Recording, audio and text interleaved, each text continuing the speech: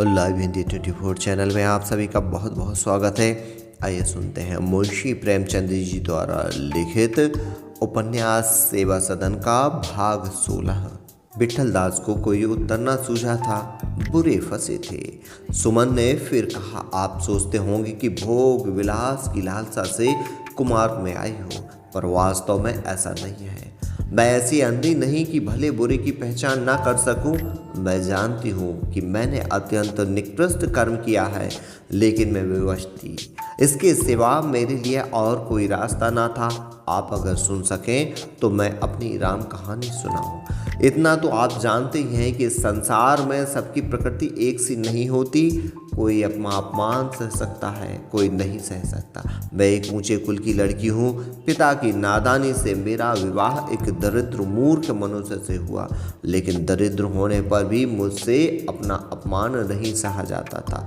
जिनका निरादर होना चाहिए उनका आदर होते देखकर मेरे हृदय में कुवासनाएं उठने लगती थी, मगर मैं इस आग में मन ही मन जलती थी। कभी अपने भावों को किसी से प्रकट नहीं किया। संभव था कि कालांतर में यह अग्नि आप ही आप शांत हो जाती, पर पद्मसे के जलसे ने इस अग्नि को भड़का दिया। इसके बाद मेरी जो दुर्गति हुई वह आप जानते ही हैं। पद्मसे के घर से निकालकर मैं भोली बाई की शरण में आई, मगर दशा में भी मैं इस कुमार्ग से भागती रही। मैंने चाहा कि कपड़े सीकर अपना निर्वाह करूं, पर दुष्टों ने मुझे ऐसा तंग किया कि अंत में मुझे इस कुएं में कूदना पड़ा। यद्यपि इस काजल की कोठरी में आकर पवित्र रहना अत्यंत कठिन है, पर मैंने यह प्रतिज्ञा कर ली है कि अपने सत्य की रक्षा करूंगी, गाऊंगी, नाचूंगी, पर अपने को भ्रष्ट न होने दूंगी। विठल दास बोले, तुम्हारा यहाँ बैठना ही तुम्हें भ्रष्ट करने के लिए काफ़ी है। सुमन ने कहा, तो फिर मैं और क्या कर सकती हूँ? आप ही बताइए, मेरे लिए सुख से जीवन बिताने का और कौन सा उपाय है? विठल दास ने कहा, अगर तुम्हें यह आशा है कि यहाँ सुख से जीवन कटेगा तो तुम्हारी बड़ी भूल है। यदि अभी नहीं तो थोड़े दिनों में तुम्हें अवश्य मालूम हो जाएगा कि यहाँ सुख नहीं है। सुख संतोष से प्राप्त होता है, विलास से सुख कभी नहीं मिलता। सुमन ने कहा, सुख ना सही, यहाँ पर मेरा आदर तो है, मैं किसी की गुलाम तो नहीं हूँ। विठल दास फिर बोले, यहाँ भी तुम्हारी भूल है। तुम यहाँ चाहे और किसी की गुलाम ना हो, पर अपनी इंद्रियों की गुलाम तो हो। इंद्रियों की गुलामी उस पराधीनता से कहीं दुखदाई होती है। यहाँ तुम्हें ना सुख मिलेगा ना आदर। हाँ, कुछ दिनों भोग विलास कर लोगी, पर अंत में इससे भी हाथ धोना पड़ेगा।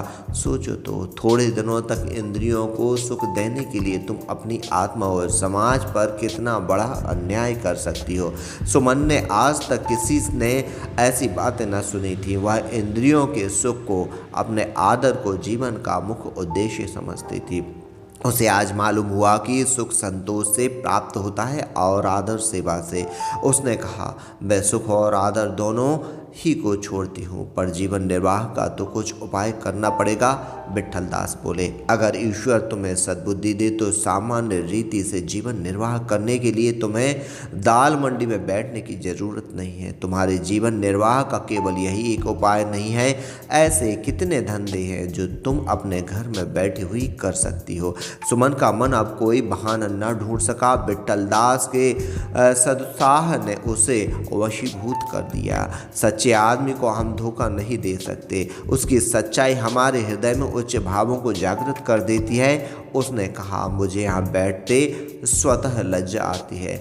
बताइए आप ऐसे किए क्या प्रबंध कर सकते हैं? मैं गाने में निपुण हूँ, गाना सिखाने का काम कर सकती हूँ। विठल दास बोले, ऐसा तो यहाँ कोई पाठशाला नहीं।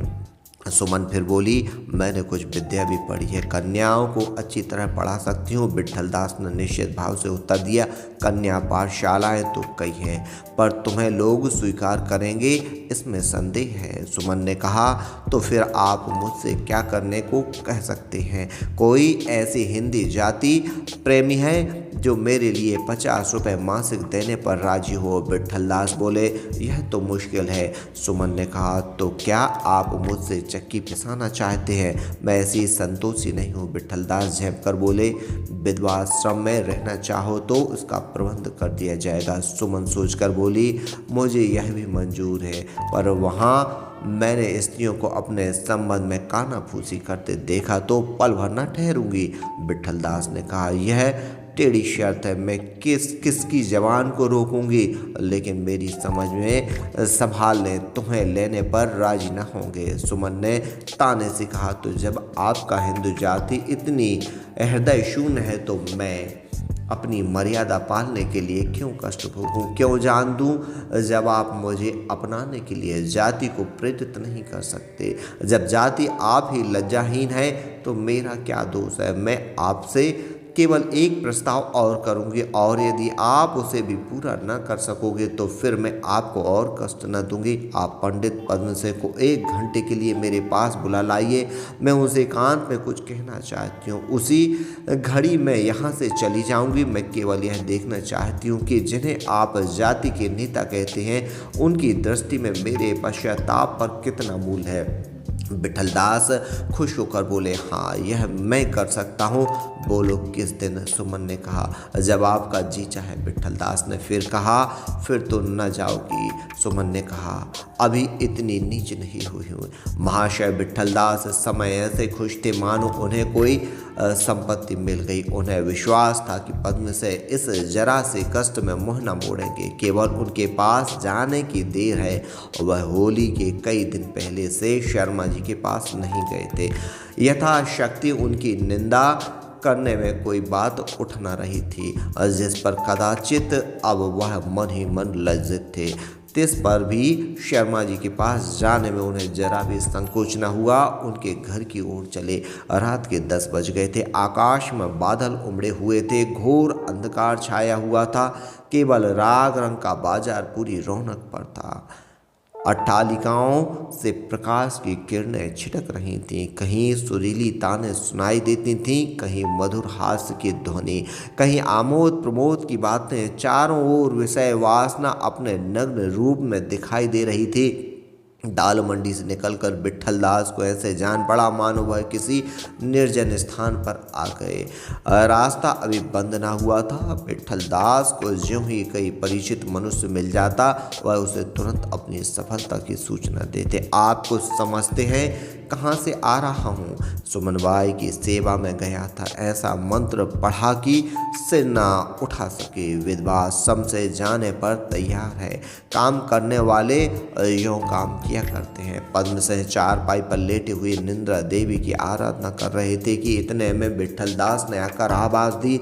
जीतन कहार अपनी कोठरी में बैठा हुआ दिन भर की कमाई का हिसाब लगा रहा था कि वह आवाज कान में आई। बड़ी फुर्ती से पैसे समेटकर कमर में रख लिए और बोला, कौन है? विठलदास ने कहा, अजी मैं हूँ। क्या पंडित जी सो गए हैं? जरा भीतर जाकर जगा दो। मेरा नाम लेना, कहना बाहर खड़े हैं, बड़ा ज़रूरी काम है, जरा चले आए। जीतन मन में बहुत झुंझलाया। उसका हिसाब अधूरा रह गया। मालूम नहीं अभी रुपए पूरा होंगे कि कितनी कसर है। अलसाता हुआ उठा, किवाड़ खोले, पंडित जी को खबर दी। वह समझ गए कि कोई नया समाचार होगा, तभी यह इतनी रात गए आए हैं। तुरंत बाहर निकल आए। विठलदास बोले, आइए, मैंने आपको बहुत कष्ट दिया, क्षमा कीजिए। कुछ समझते कहाँ से आ रहा हूँ। सुमनबाई के पास गया था। आपका पत्र पाते ही दौड़ा कि बन पड़े तो उसे सीधी राह पर लाऊं। उसमें उसी की बदनामी नहीं, सारी जाति की बदनामी है। वहाँ पहुँचा तो उसके ठाठ देखकर दंग रह गया। वह भोली भाली स्त्री अब दाल मंडी की रानी है। मालूम नहीं इतनी जल्दी वह ऐसी चतुर कैसे हो गई। कुछ देर तक तो चुपचाप मेरी बातें सुनती रही, फिर रोने लगी। मैंने समझा अभी लोहा लाल है, 2-4 चोटें और लगाई, बस आ गई पंजे में। पहले विधवाश्रम का नाम सुनकर घबराई, कहने लगी, मुझे 50 रुपये महीना गुजर के लिए दिलवाइए। लेकिन आप जानते हैं यहाँ 50 रुपये देने वाला कौन है। मैंने हामी ना भरी। अंत में कहते सुनते एक शर्त पर राजी हुई। उस शर्त को पूरा करना आपका काम है। पद्मसेन ने विस्मित होकर विट्ठलदास की ओर देखा। विट्ठलदास ने कहा, घबराइए नहीं, बहुत सीधी सी शर्त है, बस यही कि आप जरा देर के लिए उसके पास चले जाइए। वह आपसे कुछ कहना चाहती है। यह तो मुझे निश्चय था कि आपको इसमें कोई आपत्ति ना होगी। यह शर्त मंजूर कर ली तो बताइए कब चलने को विचार है। मेरी समझ में सवेरे चले। किंतु पद्मसेन विचारशील मनुष्य थे। वह घंटों सोच विचार के बिना कोई फैसला न कर सकते थे। सोचने लगे कि इस शर्त का क्या अभिप्राय है, वह मुझसे क्या कहना चाहती है, क्या बात पत्र द्वारा न हो सकती थी। इसमें कोई न कोई रहस्य अवश्य है। आज अबुल वफा ने मेरे बग्गी पर से खून पड़ने का वृतांत उससे कहा होगा। उसने सोचा होगा यह महाशय इस तरह नहीं आते तो यह चाल चलो, देखो कैसे नहीं आते, केवल मुझे नीचा दिखाना चाहती है। अच्छा, अगर मैं जाऊं भी लेकिन पीछे से वह अपना वचन पूरा न करे तो क्या होगा। यह युक्ति उन्हें अपना गला छुड़ाने के लिए उपयोगी मालूम हुई। बोले, अच्छा, अगर वह अपने वचन से फिर जाए तो। विट्ठलदास ने कहा, फिर क्यों जाएगी, ऐसा हो सकता है। पद्मसेन बोले, तो क्या आपको प्रतिज्ञा पत्र लिखवाना चाहते हैं। यद्यपि पद्मसेन ने कहा, नहीं, मुझे संदेह यही है कि वह मुख विलास छोड़कर विधवाश्रम में क्यों जाने लगी, और भला सभा वाले उसे लेना स्वीकार कब करेंगे। विट्ठलदास ने कहा, सभा वालों को मनाना तो मेरा काम है ना, मानेंगे तो मैं उनके गुजारे का और कोई प्रबंध करूंगा। और रही पहली बात, मान लीजिए वह अपने वचन को मिथ्या ही कर दे तो इसमें हमारी क्या हानि है, हमारा कर्तव्य तो पूरा हो जाएगा। पद्मसेन बोले, हाँ, यह संतोष चाहे हो जाए, लेकिन देख लीजिए कि वह अवश्य धोखा देगी। विट्ठलदास ने कहा, अधीर हो गए, झुंझलाकर बोले, अगर धोखा ही दे दिया तो आपका कौन 56 खर्च हुआ जाता है। पद्मसेन ने कहा, आपके निकट मेरी कुछ प्रतिष्ठा ना हो, लेकिन मैं अपने को इतना तुच्छ नहीं समझता। विट्ठलदास ने कहा, सारांश यह है कि न जाएंगे। पद्मसेन कहा, मेरे जाने से कोई लाभ नहीं है। हाँ, यदि मेरा मान मर्दन करना हुई है तो अभीष्ट हो तो दूसरी बात है। विट्ठलदास ने कहा, कितने खेद की बात है कि आप एक जातीय कार्य के लिए इतना मीन मेख निकाल रहे हैं। शोक आप आंखों से देख रहे हैं कि एक हिंदू जाति की लड़की कुएं में गिरी हुई है और आप उसी जाति के एक विचारवान पुरुष होकर उसे निकालने में कितना आगा पीछा देख रहे हैं। बस आप इसी काम के हैं कि मूर्ख किसानों और जमींदारों का रक्त चूसे, आपसे और कुछ ना होगा। शर्मा जी इस तिरस्कार का उत्तर ना दिया। वह मन में अपनी अकर्मण्यता पर स्वयं लज्जित थे और अपने को इस तिरस्कार का भागी समझते थे। लेकिन एक ऐसे पुरुष के मुंह से ये बातें अत्यंत अप्रिय मालूम हुई जो इस बुराई का मूल कारण हो। वह बड़ी कठिनाई से प्रत्युत्तर देने के आवेग को रोक सके। यथार्थ में वह सुमन की रक्षा करना चाहते थे, लेकिन गुप्त रीति से बोले, उसकी और भी तो शर्तें होंगी। विट्ठलदास ने कहा, जी हाँ है तो, लेकिन आप में उन्हें पूरा करने का सामर्थ्य है। वह गुजारे के लिए 50 रुपये मासिक मांगती है, आप दे सकते हैं। शर्मा जी बोले, 50 रुपये नहीं, लेकिन 20 रुपये देने को तैयार हूँ। विट्ठलदास बोले, शर्मा जी बातें न बनाइए, एक जरा सा कष्ट तो आपसे उठाया नहीं जाता, आप 20 रुपये मासिक देंगे। शर्मा जी ने कहा, मैं आपको वचन देता हूँ कि 20 रुपये मासिक दिया करूँ, और अगर मेरी आमदनी कुछ भी बढ़ी तो पूरी रकम दूंगा। हाँ, इस समय विवश हूँ, यह 20 रुपये भी घोड़े गाड़ी बेचने से बच सकेंगे। मालूम नहीं क्यों इन दिनों मेरा बाजार गिरा जा रहा है। विट्ठलदास ने कहा, अच्छा, आपसे 20 रुपये दे ही दिए तो शेष कहाँ से आएंगे। औरों का तो हाल आप जानते हैं, विधवा आश्रम के चंदे की कठिनाई से वसूल होते हैं। मैं जाता हूँ, यथाशक्ति उद्योग करूँगा, लेकिन यदि कार्य न हुआ तो उसका दोष आपके सिर पर आएगा। संध्या का समय है। सदन अपने घोड़े पर सवार दाल मंडी के दोनों तरफ छज्जों की खिड़कियों की ओर ताकता जा रहा है। जब से सुमन वहां आई है, सदन उसके छज्जे के सामने किसी न किसी बहाने से जरा देर के लिए अवश्य ठहर जाता है। इस नव कुसुम ने उसकी प्रेम लालसा को ऐसा उत्तेजित कर दिया है कि वह उसे एक पल चैन नहीं पड़ता।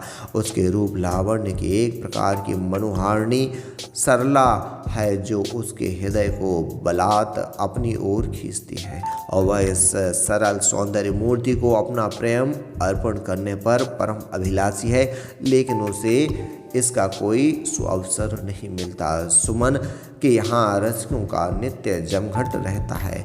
सदर को यह भय होता है कि इनमें कोई चाचा की जान पहचान का मनुष्य ना हो, इसलिए उसे ऊपर जाने का साहस नहीं होता। अपनी प्रबल आकांक्षा को हृदय में छिपाए वह नित्य इसी तरह निराश होकर लौट जाता है, लेकिन आज उसने मुलाकात करने का निश्चय कर लिया, चाहे कितनी देर क्यों ना हो जाए। और विरह का दाह अब उससे नहीं सहा जाता। वह सुमन के कोठे के सामने पहुंचा। श्याम कल्याण की मधुर ध्वनि आ रही थी। आगे बढ़ा और 2 घंटे तक पार्क और मैदान में चक्कर लगाकर 9 बजे फिर दाल मंडी की ओर चला। अश्विन के चंद्र की उज्ज्वल किरणों ने दाल मंडी की ऊंची छतों पर और पहली चादर सी बिछा दी थी, और वह फिर सुमन के कोठे के सामने रुका। संगीत ध्वनि बंद थी, कुछ बोलचाल न सुनाई दी। निश्चय हो गया कि कोई नहीं है। घोड़े से उतरा, उसे नीचे की दुकान के खंभे से बांध दिया और सुमन के द्वार पर खड़ा हो गया। उसकी सांस बड़े बेग से चल रही थी और छाती जोर से धड़क रही थी। सुमन मुजरा भी समाप्त हुआ था और उसके मन पर वह शिथिलता छाती हुई थी जो आंधी के पीछे आने वाले सन्नाटे के समान आमोद प्रमोद का प्रतिफल हुआ करती थी। यह एक प्रकार की चेतावनी होती है जो आत्मा की ओर से भोग विलास में लिप्त मन को मिलती है। इस दशा में हमारा हृदय पुरानी स्मृतियों का क्रीड़ा क्षेत्र बन जाया करता है। थोड़ी देर के लिए हमारे ज्ञान चक्षु खुल जाते हैं। सुमन का ध्यान उस समय सुभद्रा की ओर लगा हुआ था। वह मन में उससे अपनी तुलना कर रही थी। जो शांति तन सुख उसे प्राप्त है, क्या वह मुझे मिल सकता है? असंभव। तो यह तृष्णा सागर है, यहाँ शांति सुख कहाँ। जब पद्म सिंह के कचहरी से आने का समय होता तो सुभद्रा कितनी उल्लासित होकर पान के बीड़े लगाती थी, ताज़ा हलवा पकाती थी, और जब घर में आते थे तो वह कैसे प्रेम बेहल होकर उनसे मिलने दौड़ती। आह, मैंने उनका प्रेमालिंगन भी देखा है, कितना भावमय, कितना सच्चा। मुझे वह सुख कहाँ। यहाँ तो अंधे आते हैं या बातों के वीर। कोई अपने धन का जाल बिछाता है, कोई अपनी चिकनी चुपड़ी बातों का।